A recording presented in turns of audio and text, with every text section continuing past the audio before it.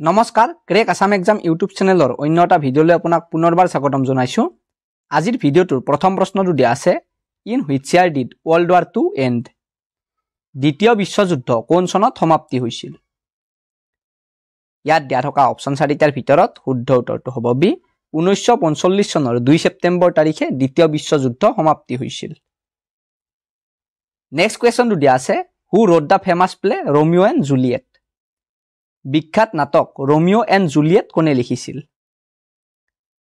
ইয়াত দিয়া থকা অপশ্যন চাৰিটাৰ ভিতৰত শুদ্ধ উত্তৰটো হ'ব এ উইলিয়াম শেক্সপিয়াৰে ৰোমিও এণ্ড জুলিয়েট নামৰ বিখ্যাত নাটকখন লিখিছিল। নেক্সট কুৱেশ্যনটো দিয়া আছে who is known as the father of modern physics.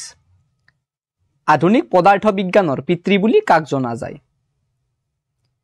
ইয়াত দিয়া থকা অপশ্যন চাৰিটাৰ ভিতৰত শুদ্ধ উত্তৰটো হ'ব এ এলবাৰ্ট আইনষ্টাইনক আধুনিক পদাৰ্থ বিজ্ঞানৰ পিতৃ বুলি জনা যায়। নেক্সট কুৱেশ্যনটো দিয়া আছে in which year did the Titanic sync. কোন চনত টাইটানিক জাহাজখন ডুব গৈছিল। ইয়াত দিয়া থকা অপশ্যন চাৰিটাৰ ভিতৰত শুদ্ধ উত্তৰটো হ'ব বি 1912 চনৰ 14 এপ্ৰিল তাৰিখে টাইটানিক জাহাজখন ডুব গৈছিল। নেক্সট কুৱেশ্যনটো দিয়া আছে হু পেইণ্টেড দ্য ফেমাছ মনালিসা। বিখ্যাত মনালিসাৰ ছবিখন কোনে অংকন কৰিছিল। ইয়াত দিয়া থকা অপশ্যন চাৰিটাৰ ভিতৰত শুদ্ধ উত্তৰটো হ'ব চি বিখ্যাত মনালিসাৰ ছবিখন ইটালীৰ লিওনাৰ্ডো ডা ভিঞ্চিয়ে অংকন কৰিছিল। ভিডিঅ'টোত আগলৈ যোৱাৰ আগতে আপোনালোকক জনাব বিচাৰিছো যে এইখন আমাৰ চেনেলৰ তৰফৰ পৰা 8000তকৈও অধিক প্ৰশ্নৰে সম্পূৰ্ণ পাঠ্যক্ৰম অনুসৰি প্ৰস্তুত কৰা বেষ্ট ই গাইড বুক হয় আৰু অসম চৰকাৰৰ পৰা মুকলি কৰা 12600টা তৃতীয় আৰু চতুৰ্থ বৰ্গৰ নতুন পদৰ লিখিত পৰীক্ষাৰ বাবে এই ই বুকখন খুবেই প্ৰয়োজনীয় হ'ব আৰু আমাৰ বিশ্বাস আছে যে এই ই বুকখনৰ পৰা এই পৰীক্ষাত ভালেখিনি প্ৰশ্ন কমন আহিব। গতিকে যদি আপুনি এই ই বুকখন ডাউনলোড কৰিব বিচাৰে তেন্তে ডেছক্ৰিপশ্যনত দিয়া থকা লিংকটোত ক্লিক কৰি অতি কম মূল্যত ডাউনলোড কৰি ল'ব পাৰে। ধন্যবাদ। নেক্সট কুৱেশ্যনটো দিয়া আছে in which century the Monalisa was painted. কোন শতিকাত মনালিসাৰ ছবিখন অংকন কৰা হৈছিল। ইয়াত দিয়া থকা অপশ্যন চাৰিটাৰ ভিতৰত শুদ্ধ উত্তৰটো হ'ব চি 16 শতিকাত মনালিসাৰ ছবিখন অংকন কৰা হৈছিল। নেক্সট কুৱেশ্যনটো দিয়া আছে who was the first president of the United states of America. America যুক্তৰাষ্ট্ৰৰ প্ৰথম ৰাষ্ট্ৰপতি কোন আছিল। ইয়াত দিয়া থকা অপশ্যন চাৰিটাৰ ভিতৰত শুদ্ধ উত্তৰটো হ'ব চি আমেৰিকা যুক্তৰাষ্ট্ৰৰ প্ৰথম ৰাষ্ট্ৰপতিগৰাকী আছিল জৰ্জ ৱাশ্বিংটন।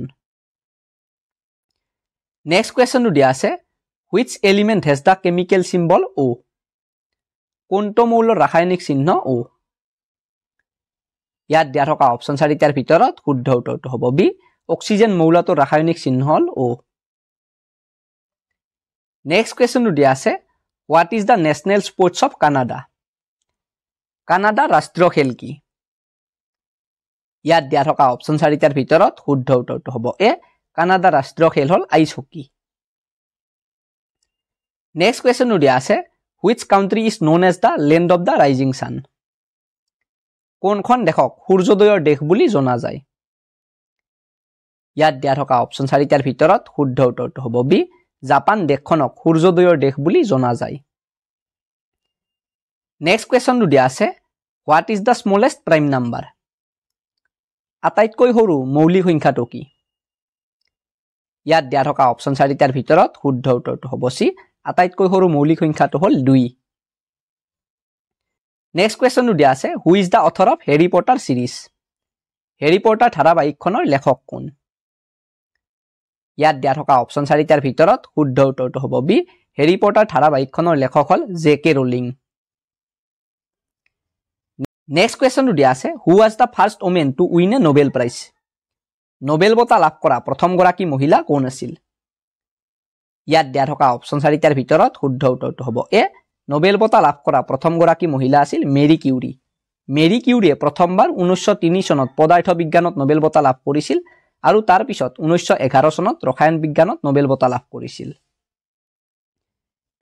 নেক্সট কুৱেশ্যনটো দিয়া আছে who was the first women to win a Nobel prize in chemistry. ৰসায়ন বিজ্ঞানত নোবেল বঁটা লাভ কৰা প্ৰথমগৰাকী মহিলা কোন আছিল। ইয়াত দিয়া থকা অপশ্যন চাৰিটাৰ ভিতৰত শুদ্ধ উত্তৰটো হ'ব এ ৰসায়ন বিজ্ঞানত নোবেল বঁটা লাভ কৰা প্ৰথমগৰাকী মহিলা আছিল মেৰী কিউৰী। নেক্সট কুৱেশ্যনটো দিয়া আছে হু ডিস্কভাৰ্ড পেনিচিলিন। পেনিচিলিন কোনে আৱিষ্কাৰ কৰিছিল। ইয়াত দিয়া থকা অপচন 4টাৰ ভিতৰত শুদ্ধ উত্তৰটো হ'ব বি আলেকজাণ্ডাৰ ফ্লেমিঙে পেনিচিলিন আৱিষ্কাৰ কৰিছিল নেক্সট কোৱেশ্চনটো দিয়া আছে who is known as the father of computers কম্পিউটাৰৰ পিতৃ বুলি কাক জনা যায় ইয়াত দিয়া থকা অপচন 4টাৰ ভিতৰত শুদ্ধ উত্তৰটো হ'ব ডি চাৰ্লছ বেবেজক কম্পিউটাৰৰ পিতৃ বুলি জনা যায় নেক্সট কোৱেশ্চনটো দিয়া আছে in which year did the Russian revolution take place Russian বিপ্লৱ কোন চনত সংঘটিত হৈছিল ইয়াত দিয়া থকা অপচন 4টাৰ ভিতৰত শুদ্ধ উত্তৰটো হ'ব চি 1917 চনত ৰাছিয়ান বিপ্লৱ সংঘটিত হৈছিল নেক্সট কোৱেশ্চনটো দিয়া আছে what is the name of Australia's national animal অষ্ট্ৰেলিয়াৰ ৰাষ্ট্ৰীয় জন্তুটোৰ নাম কি ইয়াত দিয়া থকা অপচন 4টাৰ ভিতৰত শুদ্ধ উত্তৰটো হ'ব এ অষ্ট্ৰেলিয়াৰ ৰাষ্ট্ৰীয় জন্তুটোৰ নাম হ'ল কেংগাৰু নেক্সট কোৱেশ্চনটো দিয়া আছে what gas is use to extinguish fire জুই নিৰ্বাপন কৰিবলৈ কি গেছ ব্যৱহাৰ কৰা হয় ইয়াত দিয়া থকা অপচন 4টাৰ ভিতৰত শুদ্ধ উত্তৰটো হ'ব চি জুই নিৰ্বাপন কৰিবলৈ কাৰ্বন ডাই অক্সাইড গেছ ব্যৱহাৰ কৰা হয় নেক্সট কোৱেশ্চনটো দিয়া আছে what is the name of the hottest continent on earth পৃথিৱীৰ আটাইতকৈ উষ্ণ মহাদেশখনৰ নাম কি ইয়াত দিয়া থকা অপচন 4টাৰ ভিতৰত শুদ্ধ উত্তৰটো হ'ব এ পৃথিৱীৰ আটাইতকৈ উষ্ণ মহাদেশখনৰ নাম হ'ল আফ্ৰিকা মহাদেশ নেক্সট কোৱেশ্চনটো দিয়া আছে which river is the second longest in the world পৃথিৱীৰ দ্বিতীয় দীৰ্ঘতম নদী কোনখন ইয়াত দিয়া থকা অপচন 4টাৰ ভিতৰত শুদ্ধ উত্তৰটো হ'ব এ পৃথিৱীৰ দ্বিতীয় দীৰ্ঘতম নদীখন হ'ল আমাজন নদী নেক্সট কোৱেশ্চনটো দিয়া আছে which ocean is located between da continent of Africa and Australia Africa আৰু অষ্ট্ৰেলিয়া মহাদেশৰ মাজত কোনখন মহাসাগৰ অৱস্থিত ইয়াত দিয়া থকা অপচন 4টাৰ ভিতৰত শুদ্ধ উত্তৰটো হ'ব বি আফ্ৰিকা আৰু অষ্ট্ৰেলিয়া মহাদেশৰ মাজত ভাৰত মহাসাগৰ অৱস্থিত নেক্সট কোৱেশ্চনটো দিয়া আছে হু discovered da C road to India ভাৰতলৈ অহা সাগৰীয় পথ কোনে আৱিষ্কাৰ কৰিছিল ইয়াত দিয়া থকা অপচন 4টাৰ ভিতৰত শুদ্ধ উত্তৰটো হ'ব বি ভাস্কো দা গামাই ভাৰতলৈ অহা সাগৰীয় পথ আৱিষ্কাৰ কৰিছিল নেক্সট কোৱেশ্চনটো দিয়া আছে which is the first Hindi news paper of India ভাৰতৰ প্ৰথম হিন্দী বাতৰি কাকত কোনখন ইয়াত দিয়া থকা অপচন 4টাৰ ভিতৰত শুদ্ধ উত্তৰটো হ'ব চি ভাৰতৰ প্ৰথম হিন্দী বাতৰি কাকতখন হ'ল উদন্ত মাৰ্টাণ্ড নেক্সট কোৱেশ্চনটো দিয়া আছে in which year did world war to begin কোন চনত দ্বিতীয় বিশ্বযুদ্ধ আৰম্ভ হৈছিল ইয়াত দিয়া থকা অপচন 4টাৰ ভিতৰত শুদ্ধ উত্তৰটো হ'ব চি 1939 চনৰ 1 ছেপ্টেম্বৰ তাৰিখে দ্বিতীয় বিশ্বযুদ্ধ আৰম্ভ হৈছিল আজিৰ ভিডিঅ'টোত এইখিনিয়ে প্ৰশ্ন আছিল আকৌ লগ পাম আপোনালোকক অন্য এটা ভিডিঅ'ৰ সৈতে তেতিয়ালৈকে গুড বাই